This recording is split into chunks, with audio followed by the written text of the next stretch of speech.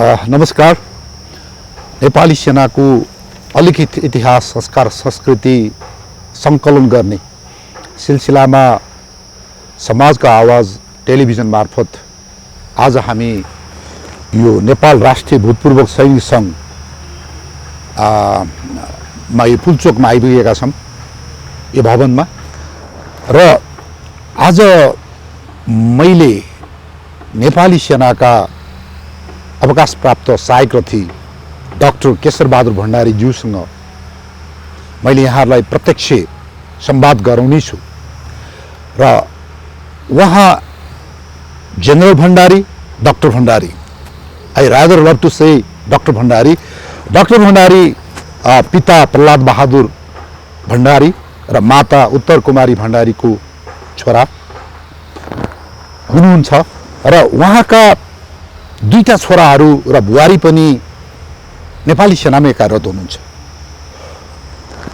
Doctor medical doctor major पावन बहादुर भण्डारी र उहाँको धर्मपत्नी मेजर डाक्टर श्वेता राणा भण्डारी दुईजना मेडिकल फिल्डमा कार्यरत हुनुहुन्छ भने अर्का छोरा मेजर शेखर बहादुर भण्डारी जो बेलायतको स्यान्डर्समा तालिम प्राप्त त्यतिखेर मैले भेटेको थिएँ लन्डनमा र अहिले पनि यो स्पेसल फोर्समा एउटा विशेषज्ञ हुनुहुन्छ उहाँ।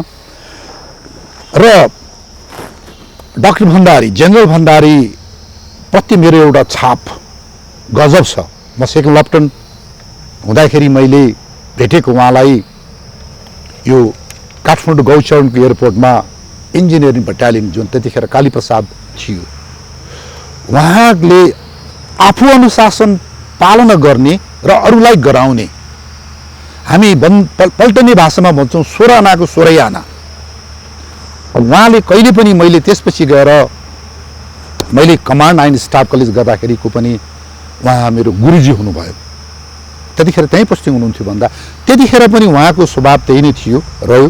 र उहाँले आफ्नो लामो सर्भिस करियर पछि चुबलाएर बस्नु भएन, पुस्तकहरू लेख्नुभयो नेसनल सेक्युरिटी इस्युजमा। उहाँको आर्टिकलहरू नेपालका ठुला पत्रिकाहरूमा आइ नै राखेका छ अङ्ग्रेजी नेपालीबाट। आई एम फ्यान, म उहाँको लेखहरूको म फ्यान हुँ। र उहाँले त्यति मात्रै होइन, उहाँले पिएचडी गर्नुभयो आफ्नो रिटायरमेन्ट पछि भन्दा। General never retires, army never retires र हि इज अ डाइनामिक एउटा व्यक्तित्व मैले मेरो मूल्याङ्कन हो यो आम दर्शकबिन। र उहाँले 75 सालमा पिएचडी गर्नुभयो र त्यतिखेर उहाँ यो नेपाल राष्ट्रिय भूतपूर्व सैनिक सङ्घको वरिष्ठ उपाध्यक्ष पनि हुनुहुन्छ। र विभिन्न व्यक्तित्वको धनी डाक्टर भण्डारीलाई मैले यहाँ स्वागत गर्छु। सर, हजुरलाई यहाँ स्वागत छ। सलाम सर। सलाम, धेरै धन्यवाद प्रेम। सर, मैले सबैभन्दा पहिला तपाईलाई आफ्नो फ्यामिली पृष्ठभूमि केही कतिसम्म भन्न मिल्छ। अब बुवाहरू मैले अलिकति बताएँ र हजुर नेपाली सेनामा प्रवेश गर्नुको एउटा मोटिभेसन के थियो र अरू परिवार कोही छन् कि नेपाली सेनामा, पहिला यो बताइदिनु मैले अनुरोध गरेँ। अब यस्तो छ, नेपाली सेनामा मेरो चाहिँ नि घरपट्टि चाहिँ नि सेनामा कोही पनि हुनुहुन्न मेरो पुर्खामा। तर मेरो मामलीपट्टि चाहिँ नि मेरो पुर्खौली चाहिँ नि मामलीपट्टि चाहिँ नि सेनाकै पृष्ठभूमिका धेरैजना हुनुहुन्छ। र मेरो बराजु भोटु बानिया उहाँ चाहिँ नि कप्तान हुनुहुन्थ्यो र चाहिँ नि मेरो हजुरबुवा चाहिँ नि उहाँ सुबेदार हुनुहुन्थ्यो। अब अरू पनि हुनुहुन्छ परपरका नातागोता, तर चाहिँ मेरो सिधा चाहिँ नि मेरो मामली खलकमा चाहिँ नि मेरो हजुरबुवाको पनि बुवादेखि लिएर हजुरबुवा अनि सम्म चाहिँ नि सेनाकै पृष्ठभूमि भयो। अब त्यसपछि मैले कसरी चाहिँ जागिरी मोटिभेसन कसरी भयो भनेर सोध्नुभयो तपाईँले। म 22 सालमा एसएलसी पास गरेको मान्छे, सेनामा आउने मेरो कुनै चाहिँ नि मुड थिएन। र म चाहिँ नि एमए पढ्दै थिएँ। एमए पढ्दाखेरि चाहिँ नि नेपाली सेनामा गएपछि पाइलट हुनु पाइन्छ, पाइलट पढ्न जान पाइन्छ भन्ने चाहिँ नि त्यो कुरा जानकारी भयो र मलाई पाइलट हुने एउटा सोख जस्तोको हिसाबमा र उसले सेनामा गएर पाइलट हुने भनेर मेरो मोटिभेसन सेनामा आउनु चाहिँ नि पाइलट हुनुको लागि हो। यो समय चक्र पाइलट पढ्न जान छानियो पनि म र मेरो एउटा साथी उहाँ जरसाब रणध्वज लिम्बू हामीहरू दुईजना चाहिँ नि पाइलट पढ्न इन्डिया गयौँ। तर इन्डियामा गएपछि दिल्लीबाट चाहिँ नि यहाँ हामीभन्दा अब अफिसर हामीहरू त क्याडेट थियौँ पढ्न जाँदाखेरि र यहाँबाट अफिसर पठाउने र उहाँहरू चाहिँ नि अलिकति धेरै नै चाहिँ नि अब हाम्रो हिसाबमा चाहिँ नि पावरदार मान्छेहरू हुनुभएको भए हामीलाई फर्काइदिएर उहाँहरू पढ्न जानुभयो।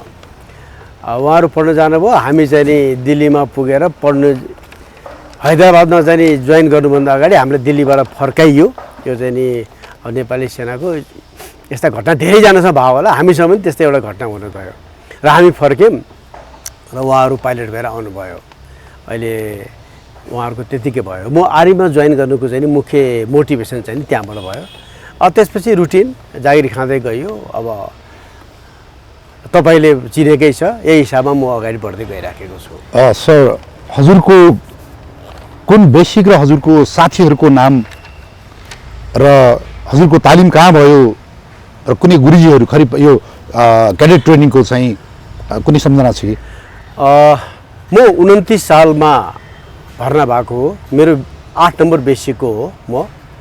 अब हाम्रो बेसिकमा चाहिँ नि हामीहरू पासिङ आउट हुने बेलामा चाहिँ नि 3टा बेसिक पासिङ आउट भयो। 8 बेसिक, 9 बेसिक र चाहिँ नि जेसियो बेसिक। र हामी 57 जना पासिङ आउट भएको थियौँ एकैचोटि। र चाहिँ नि हामीहरू चाहिँ नि त्यो बेला खरिपाटी एकाडेमी चाहिँ नि भइसकेको थिएन। खरिपाटी शिक्षालय अन्तर्गतै थियो र खरिपाटीबाट पहिलो पासिङ आउट हुने चाहिँ नि अफिसरहरू हामीहरू हौँ र हाम्रो ब्याच सबभन्दा पहिले पासिङ आउट भएको ब्याच खरिपाटीबाट हामीहरू हौँ। र मेरो ब्याच 8 बेसिकमा चाहिँ नि पहिला हुनेमा चाहिँ नि जगबहादुर गुरुङ, उहाँ प्रमुख सेनानीबाट अवकाश लिनुभयो। र चाहिँ नि 9 बेसिकबाट पहिला हुने चाहिँ नि ज्ञानहरी श्रेष्ठ, उहाँ चाहिँ महासेनानीबाट अवकाश लिनुभयो। जेसियो बेसिकबाट चाहिँ नि पहिला हुने चाहिँ नि केदार अधिकारी भन्ने हुनुहुन्छ, मैले उहाँलाई नभेटेको चाहिँ नि धेरै भयो। र यो किसिमबाट हामी पासिङ आउट भयौँ। र संयोगवश एउटा चाहिँ रमाइलो पनि लाग्छ कहिलेकाहीँ, खरिपाटीबाट पासिङ आउट हुने पहिलो बेसिक हामीहरू र खरिपाटीबाट पासिङ आउट हुनेमा सबैभन्दा पहिले जर्नल भएको चाहिँ नि म फेरि भनेपछि यो चाहिँ नि एउटा कहिलेकाहीँ रमाइलो पनि लाग्छ। र त्यो ढङ्गबाट चाहिँ नि हाम्रो तालिम सक्यो। त्यो बेला चाहिँ नि हाम्रो नरदेवानन्द वैद्य भन्ने चाहिँ नि प्रमुख सेनानी, उहाँ हाम्रो मुख्य चाहिँ नि तालिम हेर्ने जिम्मा उहाँको थियो र उहाँले चाहिँ नि हुर्काउनु भयो। उहाँ आइएमएबाट तालिम प्राप्त गरेर राम्रो अफिसर हुनुहुन्थ्यो। अब कुनै के कारण हो उहाँ धेरै माथि चाहिँ नि पुग्न सक्नु भएन। अब एकाडेमीकै कुरा अथवा चाहिँ बेसिकको बेलामा तालिममा चाहिँ उल्लेखनीय नाम भनेको त्यो धेरै बेसिकली चिन्ने अथवा भोगेका पर्सनालिटीमा यो ठक्कर बहादुर थापा भन्ने ऊ चाहिँ नि प्रमुख सुबेदार थियो। पछि अनररी लेफ्टेनेन्ट मात्रै भएर ऊ रिटायर भयो। उसको चाहिँ नि क्षमता आदित्य देखेर धेरै चाहिँ नि मान्छेहरूभन्दा ऊ अफिसर हुनुपर्ने, तर कति कुरा चाहिँ नि भाग्यको कुरा पनि भयो, ऊ चाहिँ नि अफिसर हुन सकेन। ठक्कर बहादुर नचिन्ने नेपाली सेनामा सायद थोरै छन् होला, नयाँले नचिन्लान् तर थोरै छन्, अहिले उहाँ अहिले हुनुहुन्न। त्यसपछि अर्को एउटा चाहिँ नि अब हाम्रो चाहिँ नि ड्रिल र चाहिँ नि वेपन सिकाउने चाहिँ नि मानबहादुर र चाहिँ नि अर्को एउटा चाहिँ मिन बहादुर भन्ने दुईजना थिए, मतलब अलिकति उल्लेखनीय गुरुजीहरू। बेसिकका गुरुजीहरू उहाँहरू नै हो। र चाहिँ नि अफिसरमा चाहिँ नि हाम्रो क्याडेट बेसिकमा चाहिँ नि हाम्रो चाहिँ नि प्रधान सेनापति, पूर्व प्रधान सेनापति महारथी धर्मपाल बरसिंह थापा, अनि पूर्व प्रधान सेनापति पिआरजङ थापा। त्यसपछि अब अर्को हाम्रो नाम लिनु पर्नेमा हाम्रो पूर्व सेनापति प्रधान सेनापति रुखमाङ्गद कटुवाल र चाहिँ नि उहाँ चाहिँ नि एकजना गजेन्द्र बहादुर गुरुङ भन्ने, उहाँ चाहिँ नि मेजरमै एउटा केही कारणबाट उहाँले रिटायर लिन पर्यो र उहाँ उल्लेखनीय गुरुजीहरू हाम्रो अथवा चाहिँ त्यो बेला अफिसरमा 3 जना त चिफ साहब नै भइहाल्नु भयो पछि गएर। र चाहिँ गजेन्द्र लिम्बू एकजना गजेन्द्र गुरुङ हुनुहुन्थ्यो, उहाँ चाहिँ मेजरमा अपकास्टिङ भयो।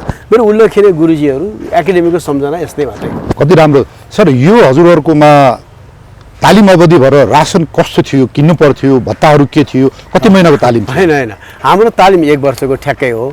1 वर्षको तालिम हामी चाहिँ अलिकति अगाडि पुग्यौँ, त्यो अब प्री कोर्स जस्तो भयो, तर खास चाहिँ नि बेसिक तालिम चाहिँ हाम्रो 1 वर्षको हो। 1 वर्षको तालिमपछि हामी कमिसन भएको हो। त्यो बेला चाहिँ नि हामीले क्याडेटको लागि भने चाहिँ दिनको 10 रुपियाँ भत्ता थियो। त्यो 10 रुपियाँ भत्ता चाहिँ नि मजाले खान पुग्ने र चाहिँ हुँदा अलिकति चाहिँ बचेर चाहिँ नि 2-4 पैसा पकेट खर्च पनि पाइन्थ्यो 10 रुपियाँले। बिहान बेलुकै मासु, बिहान चाहिँ नि 2टा फुल, राम्रो हेभी ब्रेकफास्ट, अब चाहिँ नि दिउँसो खाजामा चाहिँ नि बिस्कुट, चिया सबै थोक खाइकन पनि 10 रुपियाँले अलिकति पैसा जोगिन्थ्यो पनि। र त्यसैबाट हामीले चाहिँ नि पछि लुगा पनि हाल्थ्यौँ, त्यो ब्लेजर स्लेजर लुगा पनि हाल्थ्यौँ हामीले। त्यो चाहिँ 10 रुपियाँको चाहिँ नि महत्त्व त्यो बेला त्यति धेरै थियो।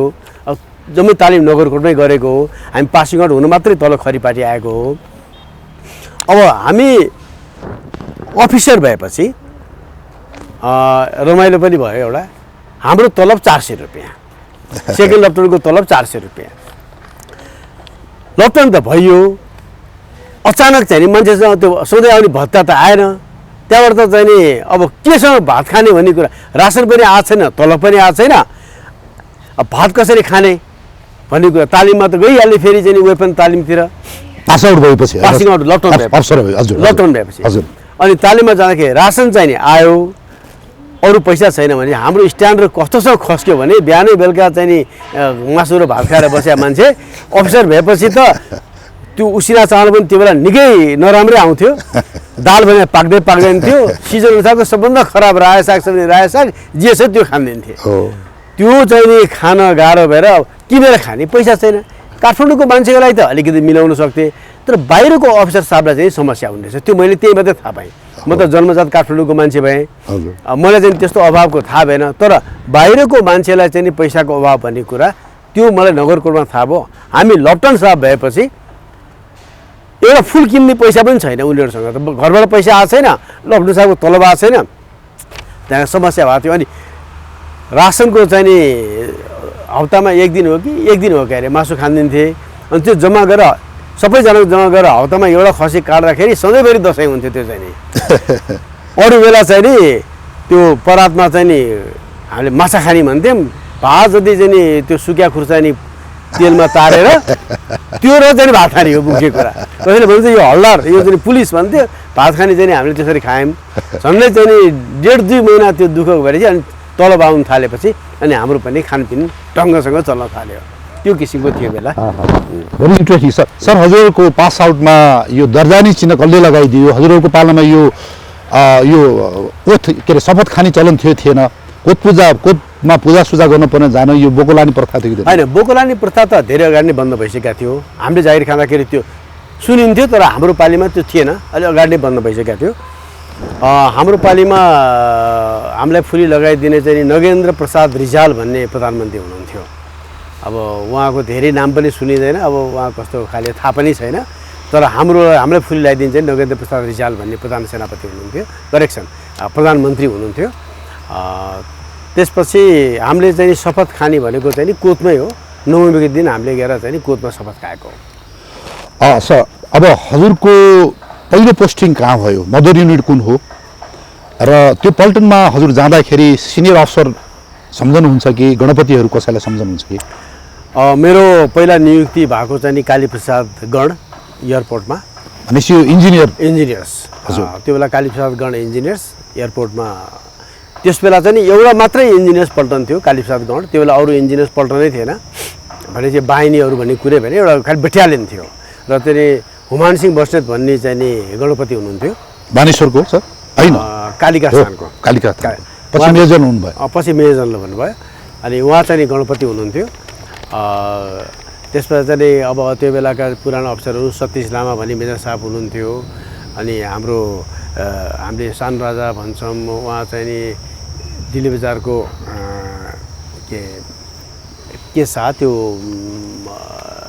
दिल्ली बजारमा शाह खलकहरू ए ऊ हजुर यो चिफ साहबको भाइहरू ए हजुर हजुर सिंह सुरेन्द्रबहादुर शाहका भाइ हजुर उहाँहरू हुनुहुन्थ्यो। अब यस्तै थिए। अब त्यो रामबहादुर भण्डारी भन्ने लप्टन हुनुहुन्थ्यो उहाँ, पछि मेजर भएर हुनुहुन्थ्यो। मतलब नाम चलेका अलिकति त्यो बेलाका मान्छेहरू यस्तै थिए। अब मेरो इन्ट्री चाहिँ नि कालीप्रसाद गौँडबाट भएको सुरु भएको। सर मैले अरू प्रश्न पछि सोच्छु। अब यो इन्जिनियरिङ जुन एउटा हाम्रो ऊ छ, यो फ्याकल्टी भनौँ ट्रेड भनौँ, नेपाली सेनामा यसको इभोल्युसन अङ्ग्रेजीमा र नेपालीमा यसको चाहिँ विकासक्रम अच्छा यो कसरी हुँदै गयो? तपाईँले राम्रो कुरा गर्नु। मेरो यसलाई अलि सकेसम्म आजको मेरो फोकस यसमा रहनेछ सर। ओके, मेरो कालीप्रसाद गौँड मेरो प्यारेन्ट युनिट हो इन्जिनियर्स। म इन्जिनियर्सको पल्टन, हामीलाई चाहिँ सापर्स पनि भन्छन् अङ्ग्रेजीमा। सापर्स सापर्स यसको मतलब के हजुर? अथवा चाहिँ कम्ब्याट इन्जिनियर्सलाई चाहिँ नि सापर्स भन्ने चलन छ। भने मतलब यसको हजुरको जनरल जनताले बुझ्दाखेरि कसरी अब हुन सिभिल मान्छे बुझ्दाखेरि के गर्नु? अनि मतलब यो त बेलायततिर दिया, मलाई पनि त्यति जस्तो हैन। यसको काम के हो जमिन? म भन्छु कम्ब्याट इन्जिनियर्स भनेपछि हामी चाहिँ नि लडाइँको बेला खास गरेर गोला बारुदसँग चाहिँ नि अब माइन फिल्डहरू लगाउने, धरापहरू भनौँ न, धरापहरू थाप्ने, अब्स्टिकल्सहरू बनाउने, बाटोहरू बनाउने, अब पुलहरू बनाउने, पड्काउने। हाम्रो काम, हाम्रो यो कालीप्रसाद गौँड अथवा इन्जिनियर्सको चाहिँ नि आदर्श वाक्य नै सृष्टि संहार हो। सृष्टि संहार, सृष्टि संहार हो। किनकि पर्दाखेरि बिगार्नु पर्ने चिज बिगार्ने र चाहिने चिज बनाउने, चाहे शान्तिको बेलामा होस् चाहे चाहिँ युद्धको बेलामा होस्।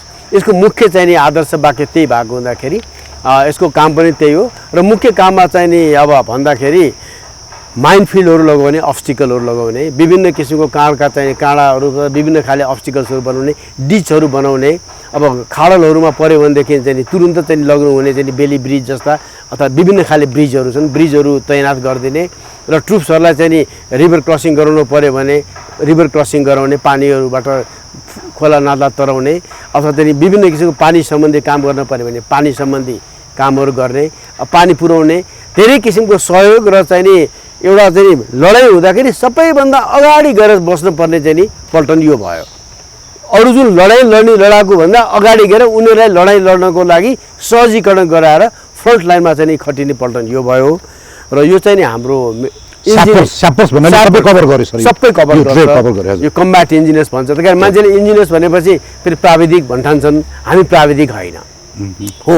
हामी मध्येमा कतिले चाहिँ नि फेरि इन्जिनियरिङ सिभिल इन्जिनियरिङ गरेका पनि हुन्छौँ। तर सिभिल इन्जिनियरिङ गरे पनि हामीले प्राविधिकको चाहिँ नि सेवामा हामी जाँदैनौँ। हामी सिधै हामी फाइटिङ फर्मेसनमा जान्छौँ। हामी चाहिँ प्राविधिक सेवामा हामी सर्दैनौँ। अथवा त्यहाँका चाहिँ नि सिभिल इन्जिनियरहरू पनि प्राविधिक भन्न चाहँदैनन्, उनीहरू कम्ब्याट इन्जिनियर्स नै भन्न चाहन्छन्। अब यसको अब इन्जिनियर्सको अलिकति इतिहास भन्न पर्दाखेरि सर मैले फेरि थपेँ सर, सुरुदेखि हजुरले सुनेका जानेका भोगेका पतिहरू कमान्डरहरू लगायतको हजुरले अब क्रमशः हजुरले चाहिँ ओके सुनि जाने देखि जाने पढि जानेका सबै बताइदिनु फेरि अनुरोध गरेँ। कालीप्रसाद बटालियन अथवा कालीप्रसाद गणको पहिला त यो चाहिँ नि फिल्ड कम्पनी मात्र थियो। अब जब यो चाहिँ नि फिल्ड कम्पनीबाट चाहिँ नि यो अपडेट भएर चाहिँ नि कालीप्रसाद रेजिमेन्ट भयो र त्यही रेजिमेन्ट पछि गएर चाहिँ नि कालीप्रसाद गौँड भयो। र त्यसमा चाहिँ नि सबैभन्दा पहिलेको कम्पनी हुँदाखेरिको पालादेखिको चाहिँ नि कमान्डिङ चाहिँ नि ऋषि कुमार पाण्डे, पछि उहाँ चाहिँ लेफ्टिनेन्ट जनरल भयो, दरबारको चाहिँ प्रमुख सैनिक सचिव पनि हुनुभयो। हजुर त्यहाँबाट उहाँ चाहिँ अवकाश लिनुभयो। उहाँ बुढा मान्छे अझै पनि हुनुहुन्छ, पार्टीमा आएर 2 पेग हुस्की खान अझै पनि भेरी ह्यान्डसम हजुर, भेरी टल भेरी ह्यान्डसम, अङ्ग्रेज जस्तो गोरा मान्छे। उहाँ चाहिँ नि हाम्रो पहिलो चाहिँ नि कालीप्रसाद बटालियनको गणपति उहाँ हो। अनि उहाँ पछि गएर चाहिँ नि हुमान सिंह बस्नेत गणपति हुनुभयो। हुमान सिंह बस्नेत गणपति भएपछि पछि बिचमा चाहिँ नि घनबहादुर कुँवर भन्ने एकजना उहाँ चाहिँ नन इन्जिनियर, उहाँ चाहिँ बाहिर इन्फेन्ट्रीको मान्छे, उहाँले आएर चाहिँ नि केही समय कमान्ड गर्नुभयो। त्यसपछि केशवप्रसाद गिरीले कमान्ड गर्नुभयो। उहाँ सहायक हुनु पछि सर केशवप्रसाद गिरी सहायक हुनुभयो। अनि त्यसपछि मनसुरा विक्रम शाहले कमान्ड गर्नुभयो, उहाँ पनि सहायक हुनुभयो। अनि त्यसपछि गएर प्रताप सिंह मल्ल उहाँले कमान्ड गर्नुभयो, उहाँ पनि सहायक हुनुभयो। त्यसपछि गएर कुलबहादुर होइन, त्यो पछि गएर दुर्गानाथ अर्याल त्योभन्दा अगाडि बस्नुभयो। दुर्गानाथ अर्याल मनसुरा जर्साभन्दा अगाडि दुर्गानाथ अर्याल जर्साले कमान्ड गर्नुभयो। उहाँ 3 स्टार सेकेन्ड म्यान भएर रिटायर हुनुभयो दुर्गानाथ अर्याल। त्यसपछि गएर चाहिँ नि कुलबहादुर खड्काले कमान्ड गर्नुभयो र म चाहिँ नि 10औं गणपति हो सर। 10औं गणपति भएँ र पछि गएर म त्यसको कालीप्रसाद गणको कर्णेल कमान्डान्ट पनि भएँ म। सर यो कर्णेल कमान्डान्ट भन्ने यो आम अब दर्शकले कसरी बुझ्लान्? अब कर्णेल कमान्डान्ट भन्ने एउटा चाहिँ नि अब यो सब चलेको त बेलायती लेग्यासीबाट चलेको।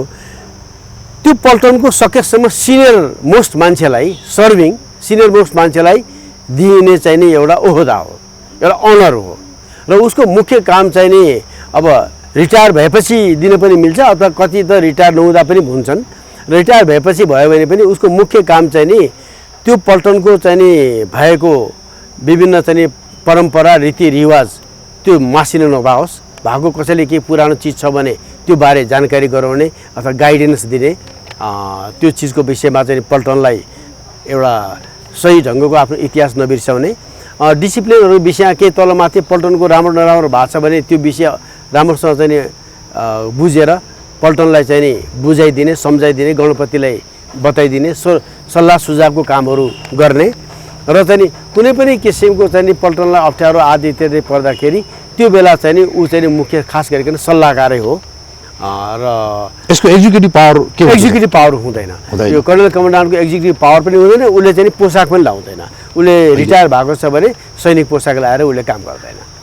अहिले चाहिँ एक दिन लाउन दिने चलन गरेको जस्तो लाग्छ सर मलाई। मलाई थाहा छैन अहिले वार्षिक लाउन दिए राम्रो पनि। अहिलेको प्रधान सेनापतिको पालाबाट त्यो एक दिन लाउने चलन त्यो हुँदाखेरि एउटा चाहिँ नि त्यो मान्छेलाई चाहिँ नि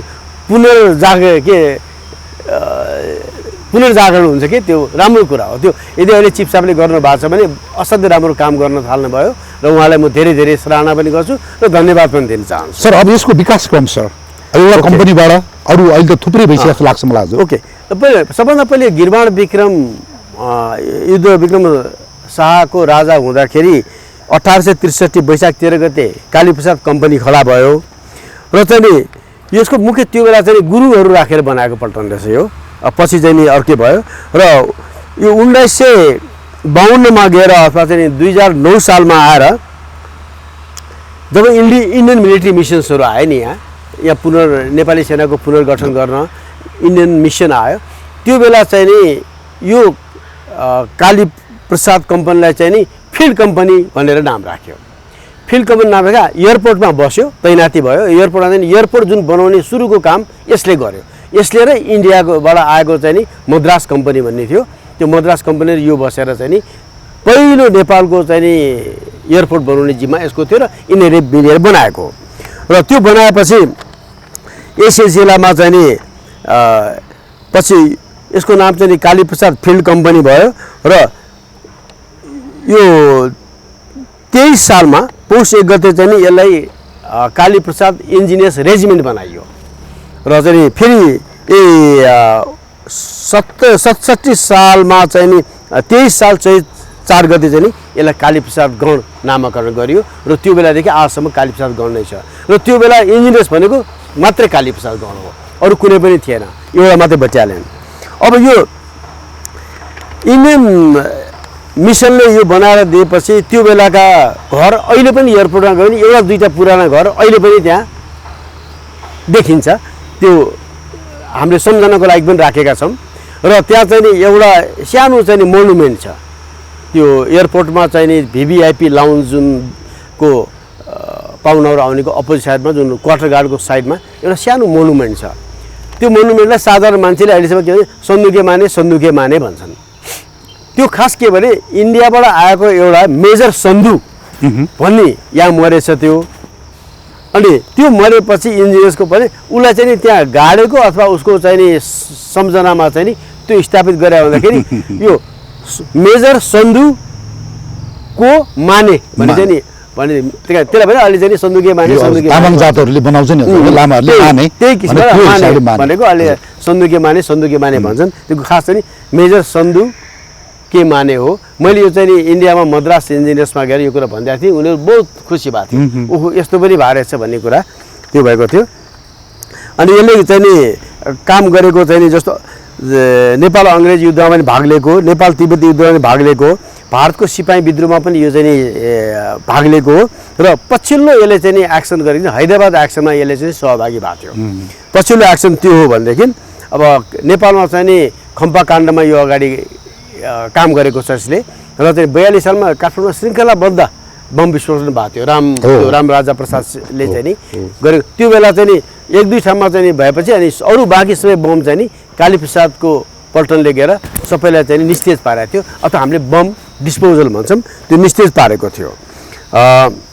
अब अहिले यसले गर्ने मुख्य चाहिँ नि अब दैनिकी काम त छँदैछ र यसले अहिले बृहत रूपमा चाहिँ नि पहाडी मार्ग अब सडक मार्गमा चाहिँ नि यो अग्र भागमा बसेर पड्काउने बाटो खोल्नलाई चाहिँ नि सहजीकरण गर्ने र धेरै जस्तो नि एक्सप्लोसिभहरू चलाउने काममा चाहिँ नि अहिले इन्जिनियर्स पल्टन इन्भल्भ छ र एउटा मात्रै चाहिँ नि भएको कालीप्रसाद चाहिँ नि अहिले बढेर अहिले 8वटा बटालियन भएको छ। 8वटा पृथ्वीमा 8वटा बटालियन भएको छ र यसको चाहिँ नि 14 बाहिनी यसको चाहिँ सबभन्दा माथिल्लो चाहिँ नि इन्जिनियर्सको माथिल्लो फर्मेसन 14 बाहिनी हो। 14 बाहिनीले चाहिँ नि टेक्निकल कमान्ड गर्छ, तर चाहिँ नि प्रत्यक्ष कमान्ड फिल्ड कमान्ड चाहिँ नि सम्बन्धित पृथ्वीले नै गर्छ। टेक्निकल कमान्ड क्यारियर हो, ट्रेनिङ सबै चाहिँ नि बाहिनीले गर्छ, मतलब टेक्निकल कमान्ड र चाहिँ एडमिनिस्ट्रेटिभ कमान्ड उसले गर्छ भने अपरेसनल कमान्ड चाहिँ नि बाहिनीहरूले नै गर्छ। र अहिले चाहिँ नि इन्जिनियर्स चाहिँ नि भन्ने हो भने 8वटा बटालियन भनेपछि झन्डै एउटा डिभिजन छ भनौँ न सर। त्यसको कुनै नाम हजुरलाई आउँछ सर? आम जनताले के यो कालीबक्स, कालीप्रसाद, कालीबक्स, काली दल, काली भञ्जन, काली शक्ति, अहिले भर्खर मैले पनि सबै काली बहादुर एउटा पल्टनदेखि बाहेक अरू सबै चाहिँ नि काली बहा चाहिँ नि इन्जिनियर्स पल्टन। सर मैले पनि गरे यसले अरू इन्फेन्ट्रीहरूलाई तालिम यो फिल्ड इन्जिनियरिङमा तालिम पनि दिन्छ कि जस्तो लाग्छ? दिन्छ। यसले अल आर्म्स एफी सबै आर्म्सको लागि फिल्ड इन्जिनियरिङ तालिम चाहिँ नि यसले दिन्छ, किनकि हरेक इन्फेन्ट्रीले पनि आधारभूत इन्जिनियरिङ तालिम बुझ्नु पऱ्यो। माइन फिल्ड भनेको के हो, माइन फिल्ड कसरी उठाउने, माइन फिल्ड कसरी लगाउने, अब्स्टिकल कसरी थाप्ने, किनकि आफू पनि सक्षम हुनु पऱ्यो र यो चाहिँ नि स्ट्यान्डर्ड प्र्याक्टिस नै हो संसारभरि चलेको। र इन्फेन्ट्रीलाई पनि तालिम दिने, एसल्ट पाइनरहरूलाई तालिम दिने काम चाहिँ नि यो इन्जिनियर्स ब्रिगेडले अहिले पनि गर्छ, किन इन्जिनियर्स ट्रेनिङ सेन्टर नै छ सबै यो काम गराउनको लागि। र यसको अलावा चाहिँ नि अझ अर्को एउटा फेरि बटालियन के छ भनेदेखि एउटा बम डिस्पोजल बटालियन अथवा चाहिँ नि यो विभिन्न किसिमको चाहिँ नि बमहरू इम्प्रोभाइज एक्सप्लोसिभहरू न खास गरिकन जुन माओवादीको पारि यहाँ व्यापक प्रयोग भयो, धरापहरू विद्युतीय धराप राखेर पड्काउने, विभिन्न चाहिँ पाइप बमहरू, यस्ता चिजहरूलाई चाहिँ निस्तेज पार्ने अथवा चाहिँ नि यसलाई डेमोलिसन गर्ने कामको लागि एउटा छुट्टै बटालियन छ, त्यसलाई बम डिस्पोजल बटालियन भन्छ। इन्जिनियर ट्रेनिङ सेन्टर भन्ने फेरि त्यस्तै अर्को बटालियन छ भनेपछि इन्जिनियर्सको चाहिँ नि करिब चाहिँ 10-11वटा चाहिँ नि बटालियन छ। र यो भन्दाखेरि इन्जिनियर्स आफै पनि एउटा ब्रिगेड करेक्सन एउटा डिभिजन बराबर छ, 3टा ब्रिगेड बराबरको एउटा डिभिजन बराबरको चाहिँ नि एउटा चाहिँ फोर्स हो इन्जिनियर्स अहिलेको लागि आजका दिनमा चाहिँ। मैले सवाल गरेँ आम दर्शकहरू जनरल साहबले उहाँले यो आर्टिफिसियल एक्सप्लोसिभ के आइइडी इम्प्रोभाइभ जुन भन्नुभयो, मैले यहाँहरूलाई के भन्छु भन्दा एक्सप्लोसिभहरू एउटा फ्याक्ट्रीबाट बन्छ, मेड इन यु भन्ने अब हुन्छ भने त्यो एउटा ब्रान्डेड भइहाल्यो भन्दा जसलाई अहिले यहाँहरूले कसरी बुझ्नुहोस् भन्दा यो पाइप बम, बाल्टिनी बम, गोल्टिनी बम, यो दुनियाँ बमहरू जुन अहिले मान्छेहरूले घर घरमा बनाए यसलाई चाहिँ यो इम्प्रोभाइज एक्सप्लोसिभ भनिन्छ। यसलाई मैले यति क्लियरिफाई गरेँ सर प्लिज। हजुर, त्यो हिसाबमा चाहिँ नि अहिले इन्जिनियर्सको काम चाहिँ नि अहिले शान्तिकालीन अवस्था भएको हुँदाखेरि यसले धेरै जस्तो विकास निर्माणमा चाहिँ नि यो संलग्न छ। विकास निर्माणमा चाहिँ खास गरेर नेपाली सेना नै संलग्न छ, तर यसको मुख्य भूमिका चाहिँ नि अगाडि गएर जम्मै चाहिँ जे पड्काउनु पर्ने काम छ। अनि कतिपय चाहिँ नि यो डोजर लोडर यिनीहरू चलाउनु पर्ने काम छ। यस्तो काम र चाहिँ नि पड्काउने कामहरूमा चाहिँ नि यो अहिले इन्जिनियर्स चाहिँ नि व्यापक रूपमा परिचालन छ। हरेक विकास निर्माणको काममा सबै ठाउँमा इन्जिनियर्स चाहिँ नि यो कम्ब्याट इन्जिनियर्स पुगेको छ। सेनाको चाहिँ नि विकास निर्माण महानिर्देशनालयले त काम गरेकै छ नै, तर उनीहरूलाई चाहिँ नि जो पड्काउने अथवा चाहिँ डोजर कतिपय चलाउने आदि इत्यादि प्राविधिक काम र पर्दाखेरि विशेष पुलहरू हालिदिने यस्ता काममा चाहिँ नि अहिले कम्ब्याट इन्जिनियर्स र कार्यप्रसादको बृहत रूप चाहिँ नि अहिले पनि सशक्त रूपमा परिचालितै छ। करियरमा सेकेन्ड लफ्ट अब सहायक सेनानी भएर त्योभन्दा अगाडि फेरि इन्ट्रेस्टिङ अब पाइलट मा पढ्न गएको फर्केर आएको त्यसपछि यहाँ कमिसन भएको अब युवगतिको तालिम गरेको अब भनेपछि अब सहायक सेनानीमा कालीप्रसादमा पहिलो पोस्टिङ मदरयुनिट भएपछिका हजुर अवकाश नहुन्जेलसम्मका मेजर पोस्टिङहरू मेरो चाहिँ नि इन्जिनियर्समा गएपछि करिब 5 वर्ष जति त मैले इन्डियामा तालिम गरेँ, विभिन्न इन्जिनियरिङ सम्बन्धी तालिम, र त्यो तालिममा चाहिँ नि भनौँ न सिभिल इन्जिनियरिङ पनि मैले इन्डिया पुनाबाटै गरेको हो। र त्यो ढङ्गबाट चाहिँ नि गऱ्यो भनेदेखि मैले अरू तालिमहरू चाहिँ नि बङ्गलादेशमा स्टाफ कलेज गरेँ। मेरो धेरै 5 वर्ष जति इन्डियामा तालिम गरेँ र इन्डियामै मैले चाहिँ नि लङ डिफेन्स म्यानेजमेन्ट हैदराबादबाट गरेँ, सिकन्दराबादबाट 1 वर्षको तालिम। त्यसपछि मैले बङ्गलादेशबाट स्टाफ कलेज गरेँ भनेदेखि अमेरिकाबाट चाहिँ नि executive course in security studies हवाईबाट गरेँ र चाहिँ नि फेरि क्यालिफोर्निया मोन्ट्रेबाट चाहिँ नि मैले एडभान्स डिफेन्स म्यानेजमेन्ट कोर्स गरेँ। सायद डिफेन्स म्यानेजमेन्ट कोर्समा चाहिँ नि टोटल लङ डिफेन्स म्यानेजमेन्ट 1 वर्षको र एडभान्स डिफेन्स म्यानेजमेन्ट अमेरिकाबाट गरेमा चाहिँ नि सायद मै मात्रै होला। त्यही कारण म भन्छु कि मेरो इन्जिनियर्स ब्याकग्राउन्ड त भइहाल्यो, मेरो अर्को चाहिँ नि यो डिफेन्स म्यानेजमेन्टमा चाहिँ नि सायद नेपालमा म सबैभन्दा बढी चाहिँ नि शिक्षित मान्छे होला जस्तो लाग्छ मलाई। अब पाकिस्तानमा मैले चाहिँ नि युनिट कमान्डर्स कोर्स गरेँ। त्यसपछि मैले अब भिजिटमा चाहिँ नि अब सेमिनार यति चाहिँ नि यो इन्डिया बङ्गलादेश अमेरिकातिर चाहिँ मैले पेपर प्रेजेन्ट गर्ने कामहरू गरिराखेको छु, गर्छु पनि। हजुरको पोस्टिङहरू सर? मेरो पोस्टिङ चाहिँ नि कालीप्रसादगढ, त्यसपछि 2 वाहिनी बाहिनीपति होइन 2 वाहिनीमा म चाहिँ नि भर्खर लप्टन हुँदाखेरि दर्जान सरको चाहिँ के भयो होला सर? म लप्टन हुँदाखेरि 2 वाहिनीमा पोस्टिङ भएँ। त्यतिखेर 2 वाहिनी कहाँ थियो सर? 2 वाहिनी बेला उसमा थियो, होइन त्यो बेला तल फुस्रेमा थियो, फुस्रेमा धरानको माथि, धरानको फुस्रेमा थियो। अनि त्यहाँबाट फेरि म आएर चाहिँ म कालीप्रसादमा आएर इन्जिनियरिङ पढ्न गएँ। अनि त्यहाँबाट फर्केर आएपछि म कालीप्रसादमै धेरै बसेँ र कालीप्रसादबाट पछि म फेरि 2 वाहिनीमा चाहिँ बिएम मेरो पोस्टिङ भएँ। बिएम भनेको के हो sir? Brigade major. Brigade major भनेको बाहिनी अन्तर्गतको हेर्ने के हेर्छ? ब्रिगेडमा मुख्य अपरेसनहरू ट्रेनिङहरू, उसको मुख्य काम चाहिँ नि अपरेसन र ट्रेनिङ नै हो। र म चाहिँ 2 वाहिनीको चाहिँ ब्रिगेड मेजर भएर त्यहाँ झन्डै 2 वर्ष जति बसेँ। हजुरको वाहिनीपति को थियो? मेरो पहिलो वाहिनीपति मेरो केशर बहादुर गर्तौला, त्यसपछिको वाहिनीपति धरमपाल बरसिंह थापा, पछि उहाँ चिफ साहब हुनुभयो। हजुर। त्यो बेला चाहिँ नि हिलेमा चाहिँ नि निर्माण कार्य भइरहेको थियो र हिले 2 वाहिनीको हिले निर्माण कार्यको जिम्मा पनि म इन्जिनियर भएको नाताले मेरै चाहिँ नि काँधमा आइपुग्यो। र भन्ने नै हो भने हिलेको सम्पूर्ण निर्माण बनाउनेमा चाहिँ नि सायद मेरो 90% कन्ट्रिब्युसन चाहिँ नि मेरो छ। त्यो हिले पनि त्यो बन्यो। त्यसपछि म 2 वाहिनीबाट 45 सालको सरकारको सवारी सकेपछि अनि म फेरि कालीप्रसादमा 2IC भएर पोस्टिङ भएँ। 2IC भनेको के हो सर? यो 2IC भनेको पल्टनको चाहिँ नि दोस्रो मान्छे, इङ्ग्लिसमा सेकेन्ड इन कमान्ड भन्छ। सहायक गणपति सर? सहायक गणपति अहिले नेपालीमा। हजुर। त्यहाँ भएँ अनि त्यहीबाट चाहिँ नि पछि म त्यही गणपति भएँ।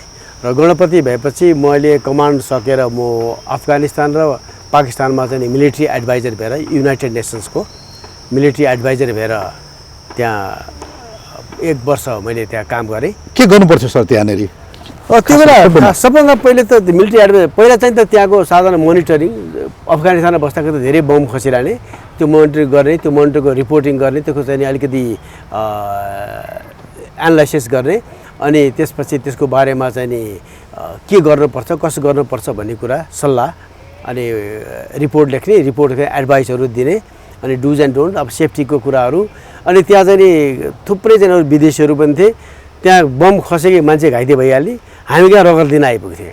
सबभन्दा सहिलो सिपाही आएपछि रगत पाइहाल्छ भनेर रगत चाहिँ नि अब कति दिने छिनछिना दिन त पाइएन त्यो पनि रमाइलो हुन्थ्यो अब तर चाहिँ नि फेरि हाम्रो मन बहलाउन चाहिँ नि त्यहाँको चाहिँ नि मेडिकल कम्पनीका चाहिँ नर्सहरू आउँथे सँगैसँग दिउँ जस्तो पनि लाग्थ्यो सर हजुरको साथीहरू कोही थियो कि त्यतिखेर जान नेपालबाट पहिला चाहिँ नि जाँदाखेरि त नेपालबाट 4-5 जना थिए जस्तो दिलीप सुवार प्रदीप भण्डारी अनि उहाँहरू के दर्जा हुनुहुन्थ्यो उहाँहरू सबै मेजरहरूमा जानुभयो थिए तर त्यो मिसनै चाहिँ क्लोज हुन लागेको हुँदाखेरि अनि मिसन क्लोजमा उहाँहरू फर्क्यो अनि एडभाइजरमा चाहिँ हरेक देशबाट एक एकजना एडभाइजर लिएर बस्यो त्यही कारण पछि त म एक्लै मात्रै हो एडभाइजर भएर बसेको त्यो सक्यो त्यो सकेर अनि फर्केर आएपछि म चाहिँ नि 16 बाहिनी पोस्टिङ भएँ त्यो लजिस्टिक्स बन्दोबस्ती बाहिनी हो त्यहाँ पोस्टिङ भयो मेरो त्यो पोस्टिङ भएपछि त्यहाँबाट म फेरि पाकिस्तान तालिम गर्न गएपछि अनि मेरो स्टाफ कलेज पोस्टिङ भयो अनि स्टाफ कलेज पोस्टिङ भएपछि स्टाफ कलेजमा चाहिँ नि पहिलो ब्याच मैले चलाइनँ तर 2, 3, 4 3टा ब्याच 3टा स्टाफ कलेज र 3टा गणपति तालिम र 2टा सेमिनार चाहिँ नि अब म सिनियर इन्स्ट्रक्टर भएर बसेको हुँदाखेरि यो धेरै जिम्मा चाहिँ नि मेरै हुन्थ्यो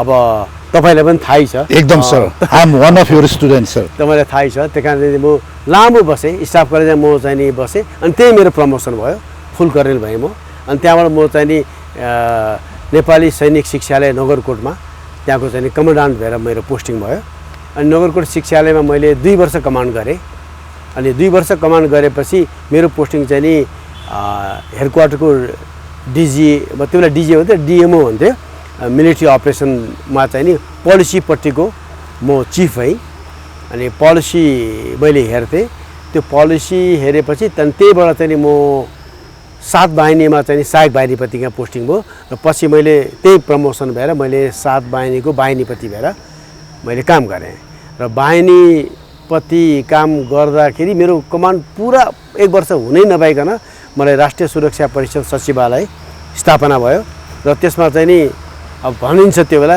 विशेष छनौट गरेको चाहिँ नि अफिसरलाई ल्याउने भनेको हिसाबमा त्यो हिसाबमा मलाई चाहिँ त्यहाँ लगियो र त्यहाँ म बसेँ त्यहाँ काम गरेँ र त्यहाँ काम गर्दाखेरि अरू त यस्तै कुरा नेपालमा सबैभन्दा पहिले राष्ट्रिय सुरक्षा नीति भन्ने ड्राफ्ट त्यहाँ भयो राष्ट्रिय सुरक्षा परिषद सचिवालयमा हाम्रो रुकमंगत कटुवाल त्यो बेला मेजर जनरल पछि चिफ साहब हुनुभयो उहाँ चाहिँ नि हाम्रो बस हुनुहुन्थ्यो र पहिलो राष्ट्रिय सुरक्षा नीति ड्राफ्ट गरेँ त्यसको चाहिँ संयोजक चाहिँ म थिएँ र भन्नुपर्दाखेरि पहिलो राष्ट्रिय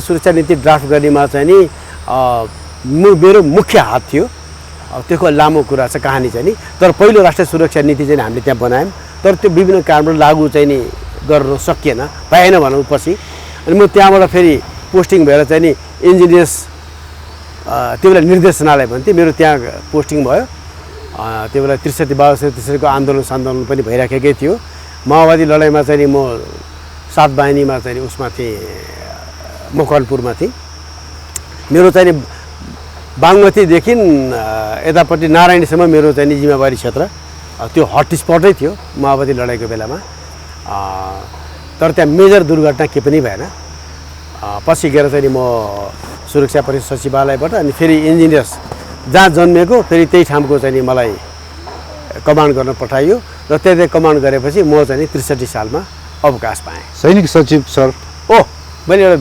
विशेष मुख्य कुरा म पछि चाहिँ नि टार्जङ चिफ साहबको पालामा हैन म उसमा के अरे राष्ट्रिय सुरक्षा परिषद सचिवालयपछि म बिचमा तालिम गर्न गएको थिएँ त्यसपछि आएर म सैनिक सचिव बने सैनिक सचिव म 1 वर्षभन्दा बढी सैनिक सचिव बसेँ र सैनिक सचिवबाट अनि म चाहिँ नि इन्जिनियर निर्देशनालय गएको थ्याङ्क यू तपाईँले सम्झाउनु भयो महत्त्वपूर्ण मेरो चाहिँ नि पोस्टिङ चाहिँ नि सैनिक सचिव पनि हो भेरी इन्ट्रेस्टिङ करियर सर हजुर अब हजुरले शान्ति सेनामा अरू कुनै मिसनमा जानुभयो कि हजुर म कप्तान हुँदाखेरि लेबनानमा चाहिँ नि इन्जिनियर्स कम्पनीको कुन बटालियनमा हजुर त्यो बेला काली बहादुर थियो क्या हाम्रो शिवराम खत्री साहब उहाँ चाहिँ गणपति हुनुहुन्थ्यो म काली बहादुर जस्तो लाग्छ मलाई म चाहिँ हेडक्वार्टरमा थिएँ नाकुरामा म इन्जिनियर स्टाफ अफिसर भएर त्यहाँ बसेको थिएँ युएनमा त्यसपछि म दोस्रो युएन मिसन भनेको मेरो अफगानिस्तानमै हो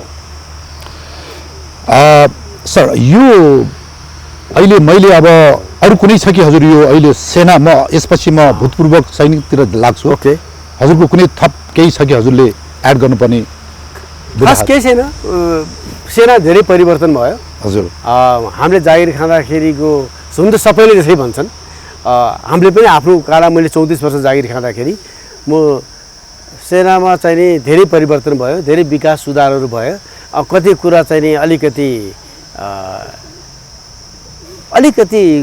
खास गरी अनुशासनमा अलिकति स्तर खस्किया जस्तो पनि लाग्छ मलाई करेक्ट नत्र भनेदेखि सेनाको ठिक छ अब यो परिवर्तन समयअनुसार परिवर्तन हुनुपर्ने चिज भइराखेको छ तर धेरै विकास भएको छ सेना धेरै आधुनिक भएको छ पहिलाको तुलनामा पहिलाको जस्तो एउटा चाहिँ नि अनावश्यक कडी कडाउ पनि कम छ अहिले चाहिँ नि त्यो अहिले अनावश्यक भनौँ कि आवश्यक भनौँ अब म जे छु त्यही कडी कडाउले यस्तो छु होला थाहा छैन वाटेभर ठिकै छ राम्रो छ अब सर म करिब अन्त्यमा आएँ सर अब हजुर यो नेपाल राष्ट्रिय भूतपूर्व सैनिक सङ्घको वरिष्ठ उपाध्यक्ष हुनुहुन्छ यसको मलाई यो यो यो सङ्गठनको काम 1 मिनेटभित्र चाहिँ एकदम अब यो सङ्गठन यस्तो छ यो सङ्गठनको महत्त्व धेरै ठुलो छ तर यो सङ्गठनको महत्त्वलाई चाहिँ नि त्यति साह्रो चाहिँ नि नेपाल सरकार भनौँ न र चाहिँ नि त्यस्तै नेपाली सेनाले पनि त्यति साह्रो महसुस चाहिँ गर्न सकेको छैन साँच्चै भन्ने पनि यो नेपाली सेनाको चाहिँ नि रिजर्भ फोर्स हो किनकि यो 65 जिल्लामै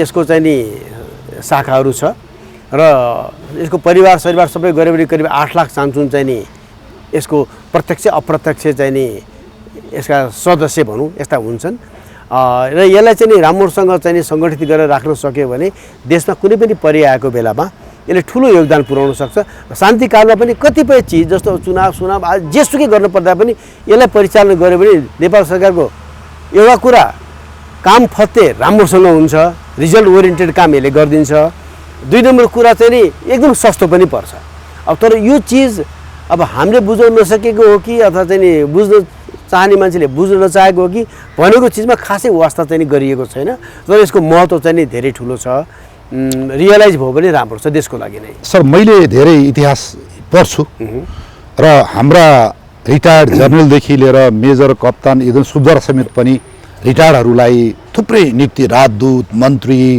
अब यो जिल्लामा बडा हाकिमदेखि लिएर उहाँहरूले गरेको ट्र्याक रेकर्ड पनि मैले राम्रो पाएँ सर र मैले भारतमा पनि अमेरिकामा पनि अहिले यस्तो यो अब सुरक्षा मामलामा प्राइभेट सेक्युरिटीतिर ब्याङ्कको सेक्युरिटी अथवा पहिलो प्रायोरिटी यो रिटायर्ड सेनाहरूलाई दिएको देखियो सर यो परिप्रेक्ष्यमा अहिले मैले अलिकति हजुरले अघि नै भने जस्तै राज्यले यसलाई रिभ्यू गर्दैदेखि हजुरले भने जस्तै एउटा बिग एसेट हुन्थ्यो एउटा अनर पनि हो यस्तो छ अनर भन्ने भन्दा पनि देशमा चाहिँ नि जब चाहिँ हामी राष्ट्रको राज्यको कुरा गर्छौँ यसमा चाहिँ नि मेरिटोक्रेसीको कुरा हो फिल्ड अफ एक्सपर्टिजको कुरा हो विज्ञताको कुरा हो र चाहिँ नि मेरिटोक्रेसीको कुरा हो यसमा चाहिँ नि अब राजनीतिक हिसाबमा त सेनालाई हेर्नै मिलेन अब तर चाहिँ नि उपयुक्त ठाउँमा उपयुक्त नियुक्तिको लागि सेनामा पनि धेरै सक्षम पूर्व भनौँ न अब अधिकृतहरू जनरलहरू हुनुहुन्छ सक्षम अधिकृतहरू सबैलाई म भन्दै छनौट गरेर त्यस्ता चाहिँ नि विशेष ल्याकत राख्ने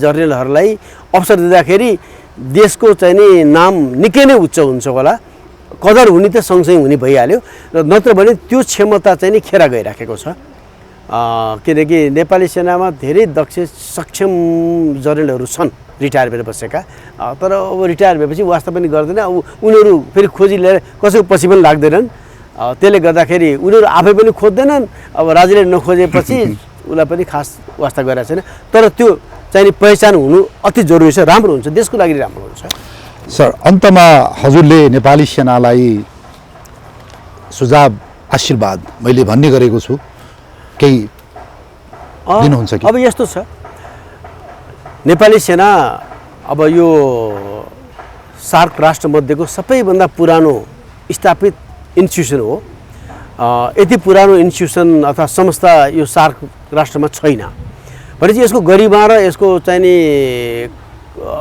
भनौँ न विगत यति गहन गौरवमय छ कि अब यो बुझ्न त हामीले बुझ्नु पर्यो पहिला देशको मान्छेले बुझ्नु पर्यो त्यसपछि देशका हामीले चाहिँ अरूलाई बुझाउन सक्नु पर्यो र नेपाली सेनालाई आम मान्छेले हेर्ने धारणामा चाहिँ अलिकति फरक हुन त सिभिल मिलिट्री रिलेसनमा त्यस्तै भनिन्छ पढ्दाखेरि यसको बहुत महत्त्व हुन्छ अनि यो शान्तिकालीनमा चाहिँ यसलाई किन भात खाँदै राखे, किन यसलाई पाल्नु पऱ्यो भन्ने चलन छ। यो चाहिँ हामीले पनि बुझेका छौँ। त्यही कारण त्यसो होइन, यो हामीले बिस्तारै बुझाउने प्रयास हुनुपर्छ। र नेपाली सेनाले चाहिँ नि यो देशमा भनौँ सायद नेपाली सेना नभइदिए भए देशको आज हामी जे छौँ सायद हामी अर्थकै हुन्थ्यौँ। अब यो चाहिँ नि मैले खास गरी यो 10 वर्ष द्वन्द्वको कालको बेलाको हेऱ्यो भनेदेखि सायद आज जे छ त्यो आज यस्तो हुँदैन थियो, अर्थकै हुन्थ्यो होला। अब त्यो इतिहासमा चाहिँ नि इफ एन्ड व्हेन अथवा वाट भन्ने कुरा हुँदैन। तर नेपाली सेनाले चाहिँ नि अहिले चिफ साहबले निकै राम्रोसँग नेपाली सेनामा भएका केही विकृतिहरू सुधार गर्नुभएको छ र यो चिजले चाहिँ नि कन्टिन्युटी पाउनुपर्छ। र सार्क राष्ट्रमध्येमै नेपाली सेना सबैभन्दा कम सुविधा प्राप्त, सबभन्दा कम तलब पाउने, सबभन्दा गरिब सेना हो। तर पनि यो सेना यति भइकन पनि यो सेना यति उत्तम हुनु भनेको त अचम्मै मान्नुपर्छ भने चाहिँ नेपालले नै गौरव गर्ने कुरा हो। त्यो जाँतै देखिन्छ। मैले सिम्पल भन्छु नि, अमेरिकाको एउटा सिपाहीलाई खर्च गर्ने पैसा दियो भने त्योभन्दा धेरै सक्षम 10 जना सिपाही निस्किन्छ हामी कहाँ। भने चाहिँ हामी त्यस्तो हुँदा पनि हामी यता राम्रा छौँ नेपाली सेना, र यो चिज मेन्टेन गर्नुपर्छ। अब यसको चाहिँ नि अलिकति चाहिँ नि वेलफेयरमा चाहिँ नि सरकारले हेर्न पर्ने कतिपय यसको चाहिँ नि सेनाको वेलफेयर भनेपछि बास, भनौँ परिवारसँग बस्ने अथवा चाहिँ उसको स्कुल, मेडिकल, शिक्षा, यी सबै चिज नेपाल सरकारले गर्नुपर्ने गरेको छैन। ड्युटी फ्री सब्स हैन त, थुप्रै चिज चाहिँ गर्नुपर्ने, जुन आधारभूत गर्नुपर्ने चिज जुन संसारभरि सरकारले गर्छ तर नेपालमा चाहिँ सरकारले गरेको छैन। अब त्यो सेनाले चाहिँ नि भाग्यवश चाहिँ नि कल्याणकारी कोष बनाएको छ, त्यसले चाहिँ नि थोर बहुत दुःख सुख दिइराखेको छ। तर त्यो होइन समाधान। समाधान भनेको नेपाल सरकारले नै हेर्नुपर्छ। र अब यो सेनाको ठिक छ, अहिलेसम्म यस्तो अवस्था पनि यो सेना यो अवस्थामा रहनु भनेको गौरव गर्ने कुरा हो। र मैले व्यक्तिगत मेरो आफ्नो मात्रै कुरा गर्न पर्दाखेरि अब तपाईँले भनेको जस्तै म पनि चुप लागेर नबस्ने मान्छे भएँ र मैले लेखपढ गरेँ। मेरो एउटा चाहिँ नि नयाँ किताब आउँदैछ, सायद त्यो किताब नेपालमा लाई धेरै काम लाग्ने हुन्छ होला। त्यो किताब चाहिँ नि national security and the state the case of Nepal भनेर एउटा चाहिँ नि अलिकति गहकिलो किताब आउँदैछ। अब यो रेफरेन्सलाई पनि हुन्छ, एकाडेमिक यो क्षेत्रका मान्छेलाई पनि हुन्छ। यो किताब चाँडै नै चाहिँ नि आउँदैछ, यो प्रकाशन हुने प्रोसेसमा छ। र मैले सायद यति नै होला मैले भन्नुपर्ने कुरा।